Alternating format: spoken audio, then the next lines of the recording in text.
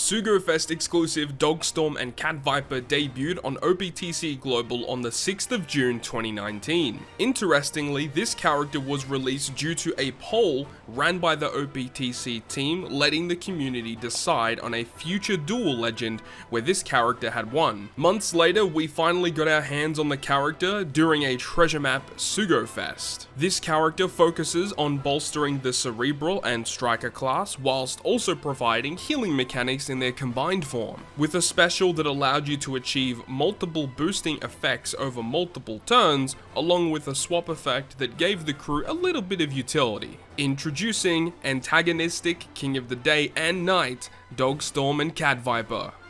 In this series, we'll be traveling back in time to experience some of the older Sugo-Fest exclusive characters in their prime, aiming to show just what it was like to use these characters on their debut. I hope you enjoy the video, and without further ado, let's enter the Legends of OPTC.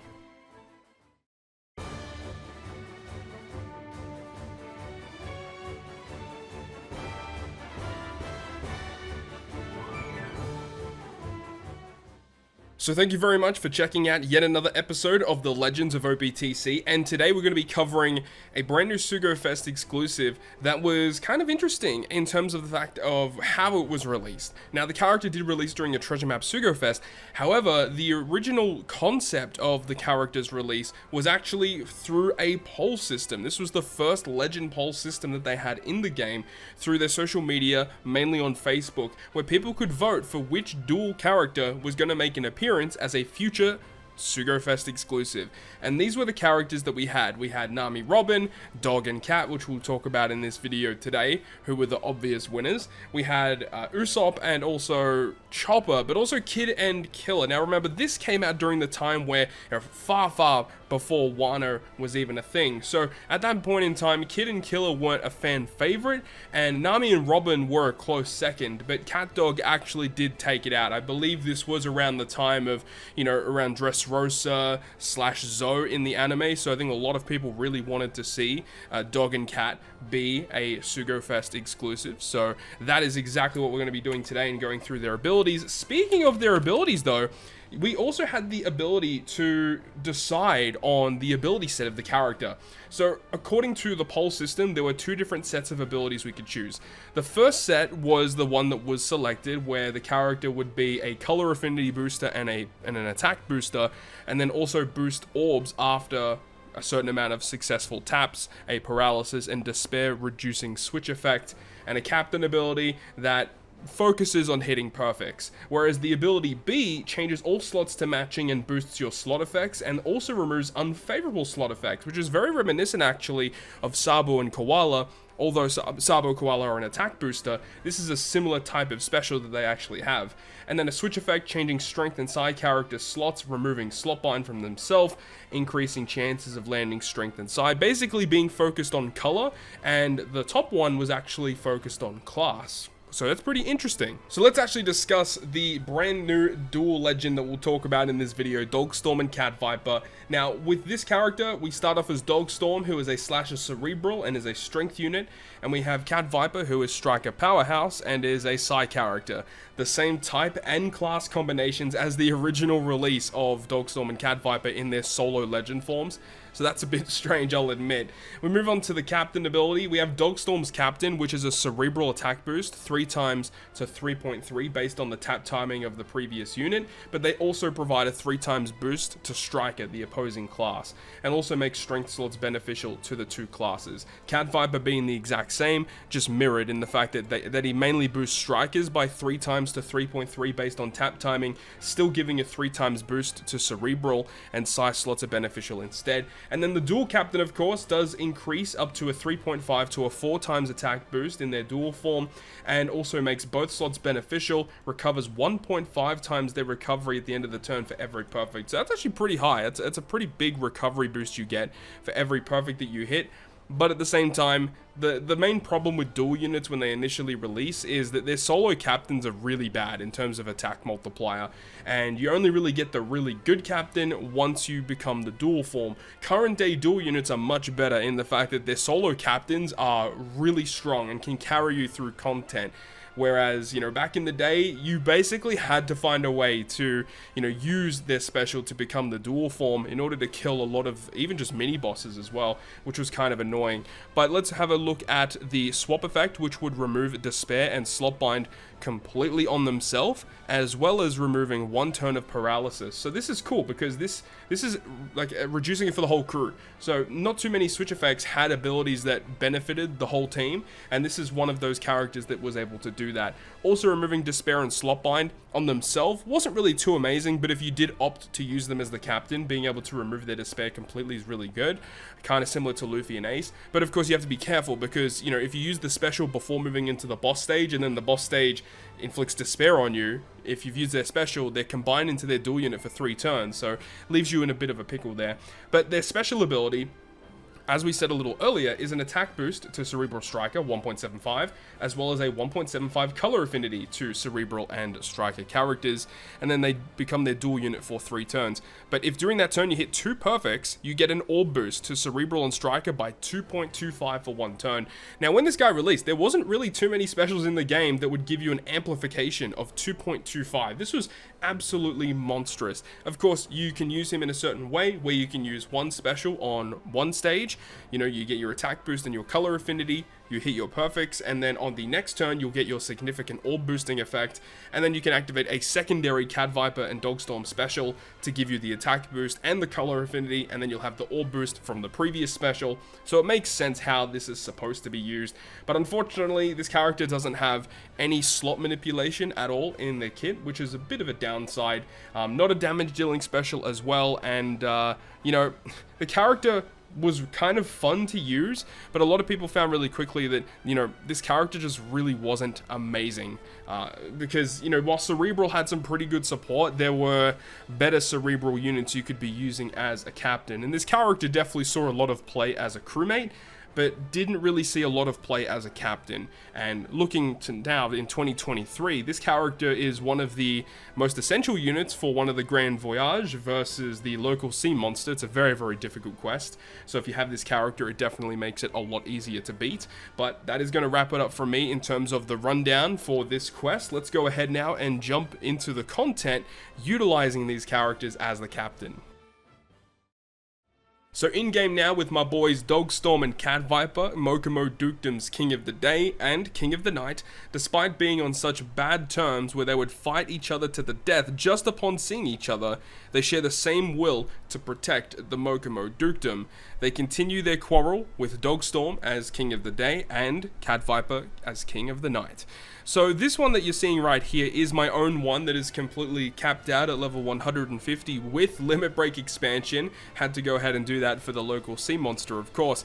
But, you know, there's no real big difference to us having level limit break in the expansion because dual units don't have level limit break yet, and the additional cooldown isn't going to matter. The thing that is kind of good though, we will have the increased statistics, but realistically I think it's really cool that we get to show off this character just in general, right? So let's go ahead now and jump over to the content as we can use these guys as the captains. So this is our squad right here up against the Clash CP0 Lucci, which was the Stampede Clash Lucci. Now one thing that I do want to say as well is that when dual units were first coming out, they didn't have the ability to select which character they started off as. They could only start off as the character that was on the left side of the icon, which would be Dogstorm, which is exactly what we're going to be showing off today. Another thing in this video is that you see that we do have Doflamingo with the 6-star plus. It's just because I didn't want to waste the resources to level up another one, but for the purposes of what we're using him for in this video, it does not matter that we're using a 6-star plus or a base 6-star version of V2 Doflamingo, so please don't worry about that. As for the rest of the characters, we're going to have Karina, who's going to be a really nice addition to the squad. We have Jinbei, who's going to be very useful for the final stage, and then we also have Sabo, which is going to be a great way to get some matching slots, because as we said with Dogstorm and Cat Viper, they don't have a really good way to get those matching slots. They don't have an ability in their kit that allows them to get matching slots. And Sabo was a treasure map character that had come out quite a few months prior, and he was really useful. He had the really nice ability of changing type slots into matching, as well as giving you a self-proccing defense down conditional boost. It's a really useful mechanic that they have. So of course, all the team is cerebral, so we want to be abusing that. So we want to be staying as Dogstorm as much as we possibly can, unless if we're in our dual form, then that doesn't really matter. But first thing is first, we need to stall. And one thing that I did do through research of this event is the fact that this character in the back with the barrier, if we do not kill when she attacks, we're in big trouble. So she needs to die. That is number one, numero uno. That has to happen. So hit our perfects, and then we'll be good from there. So we'll kill one of these Dex guys at the back, and we'll get our stall on.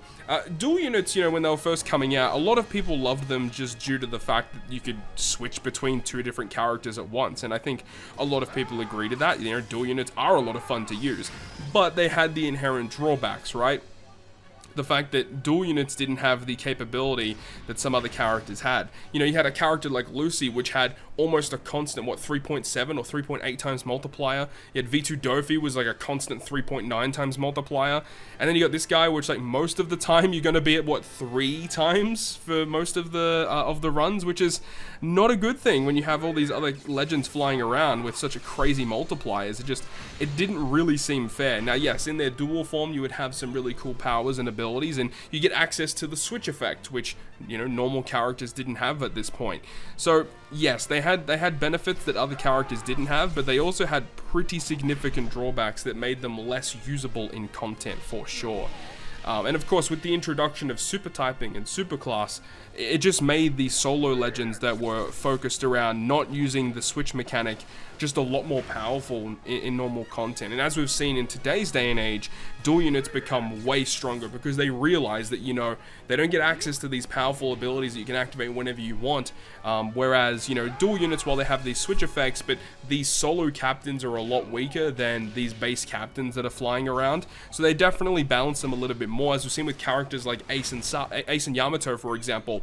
You know, that character is incredibly strong just due to the utility component of their captain. So there's benefits, there's drawbacks, positives, negatives to all units in the game, of course. So it's understandable why it was like that, but man, they really did not balance some of the dual units that initially came out because their solo captains were pretty terrible. I have noticed that we have kind of overstalled here. We do not need to stall as much as we have, but, you know, just wanted to get that out there about dual units because I was not a big fan of dual units for the longest time, and eventually we're going to get to another really big dual unit release with Luffy and Law, and that character kind of changed the game a little bit, at least for a little while, same as like Sabo Koala. But then again, they still released these really powerful units surrounding those units that were just, you know, more ideal to use as captains. But it really depended on the content at the time, so it is all dependent on that. So this stage here is very annoying. We get blown away, one of our characters blown away, and one of our characters binded. I believe it's always one of the bottom row characters that are selected for these two buffs or debuffs. So we want to make sure that we can stall our way through. It will expire after we move on to the next stage, so we can actually just kill this stage here. No problems at all. So we're on stage 4 now. This is where the dirty deed will happen. So we have either, I think it's Momonga or Dalmatian. I think there's 2 different variations for this one. And there's different things that can happen. I believe you do get blinded no matter what, which does suck. So we're going to have to focus up. However, that is exactly why we have the Zunisha ship, which makes perfects significantly easier to hit. So this is where we're doing our burst turn, because we're going to be abusing V2 Doflamingo in this case. So let's go ahead and use the Karina special, which is going to go ahead and shuffle our slots around, which is great. We definitely need that to happen. Karina from Film Gold, still a pretty good rare recruit to today's day and age, to be honest. So that is going to shuffle those slots around, and of course we can get matching slots with the ability of Sabo. Now we do see a majority of these characters here are ints, so we are going to switch both of our captains to Cat Viper, and we're going to use both of their specials to get the mass dual captain ability, of course. So here we got Dogstorm, looking suave with that sword, still has both legs, by the way. And then we have Cat Viper, who still has both arms. See, we got the full moon, but there's no Sulong, so I don't know what that's about. Don't know what that's about. Where's that Sulong at? Alright, so there we go. So we got the color affinity, we have the attack boost, and we become the dual form, of course. And we're going to use the other one, dual form, and then we're going to use the Sabo special, which is going to shuffle, or not shuffle, but change all type slots into matching for our cerebral units. And because we have a cerebral captain, it's going to go ahead and inflict defense down to the opponent and give us that conditional boost, which is great. Now, unfortunately, as we said, we are inflicted with the blindness debuff, so that does kind of hurt. But we are going to try and hit as many perfects as possible, use our Psy units to get mass overkill damage, finish with Jinbei on Dalmatian, and hopefully get really good overkill damage for the final stage. So, without further ado, let's go ahead and bring the party. Let's do it.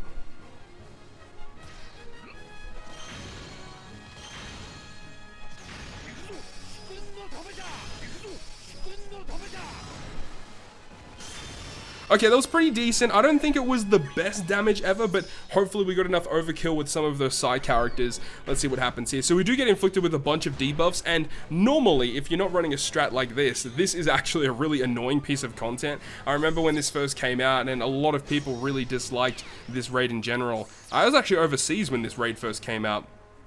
Anyways, one of our captains, or the character in the middle right position, is switched into the captain spot. Friend captain special binded. We do get the orb boost here from the dog and cat, the 2.25 orb boost. But this is why we have Jinbei, because Jinbei is going to go ahead and remove the enemy's damage threshold completely. And now we get to go ahead and use Doflamingo special, and hopefully it's enough overkill to secure victory. It should be more than enough overkill here. I absolutely love using this strategy, but you just don't get the opportunity to use it that much due to normal attacks only being as prevalent as it is. There's those 16 holy bullets.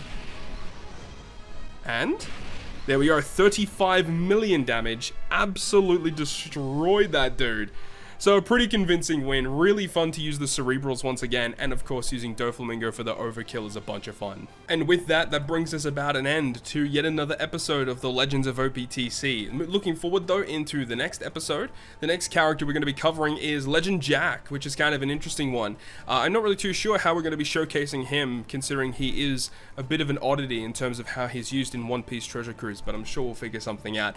Really hope you guys did enjoy this video today, and if you guys did enjoy the video, make sure to leave a like, and if you want to stay up to date with all the content I post, including more One Piece Treasure Cruise content, make sure to hit the subscribe button down below. Other than that, guys, I will see you guys within the next video.